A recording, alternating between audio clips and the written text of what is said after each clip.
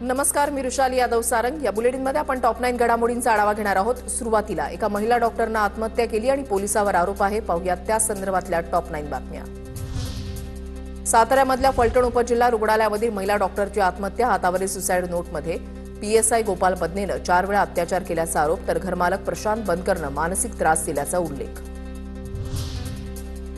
फलटणमधल्या महिला डॉक्टर आत्महत्येची मुख्यमंत्र्यांकडून दखल, आदेशानंतर सुसाईड नोटमधील पीएसआयचं तत्काळ निलंबन। एफआयआर दाखल करण्यासाठी 4 ते 5 तास लावले, राजकीय दबाव असण्याची शक्यता। पीएच्या फोनवरून खासदार बोलायचे, रिपोर्ट बदलायला सांगायचे। महिला डॉक्टर आत्महत्या प्रकरणामध्ये भावाचे गंभीर आरोप। इथे काहीतरी दबाव, नक्कीच राजकीय दबाव असण्याची शक्यता आहे। पोस्टमॉर्टमसाठी 3 ते 3.5 तास उलटून गेले तरी पण कुणीही डॉक्टर पोस्टमॉर्टम करण्यासाठी आलेले नाहीये। खासदारांच्या पीएने फोन करून खासदार बोलले आणि त्यांना दबाव टाकला चुकीचे पोस्टमॉर्टम रपवण्यासाठी, एवढा उल्लेख आहे। आरोग्य विभागामध्ये भ्रष्टाचार, त्रास होत असल्याची डॉक्टर महिलेची नातेवाईकांकडे तक्रार। नातेवाईकांचा आरोप, आरोपींना फाशीची शिक्षा देण्याची मागणी। पीएम वगैरे एका रात्री 3 पीएम 4 डिलिव्हरी मला तिला त्रास होतच आहे। असा त्रास असं आम्हाला वाटलं की हा त्रास असेल असं वाटलंच नाही। 4-5 वर्षाची असताना या चुलतीनं शिकविलं, मोठी केली, 12वी झाली तिचे। एवढं मोठं शिक्षण झालंय भरपूर आणि एवढं पळाला आल्यावर कोण्या दुश्मनानं त्रास दिला तिला। आम्हाला या प्रकरणी काहीच माहिती नाही। मुलाला विनाकारण बदनाम केलं जात आहे। 6 दिवसांपासून तो घरी होता। रात्री 8 वाजता ड्युटीसाठी रेल्वेनं तो फलटणला गेला। गोपाल बदनेच्या आईवडिलांची प्रतिक्रिया।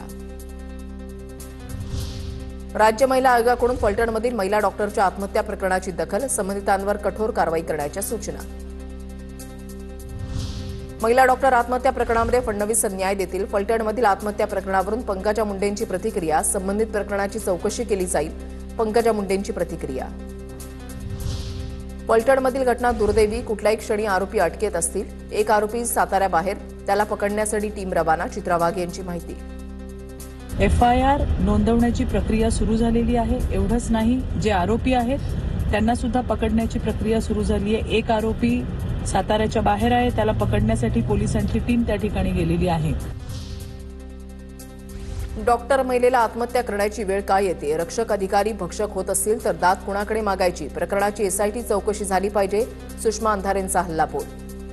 पोलीस खात्याचे अधिकारी जे रक्षक आहेत कायद्याचे, ते रक्षकच भक्षक होत असतील तर दाद कोणाकडे न्यायची? फक्त त्या 2 अधिकारीच नाही तर या एकूण प्रकरणाची एसआयटी चौकशी होणं जास्त गरजेचं आहे। या प्रकरणाची एसआयटी चौकशी व्हावी।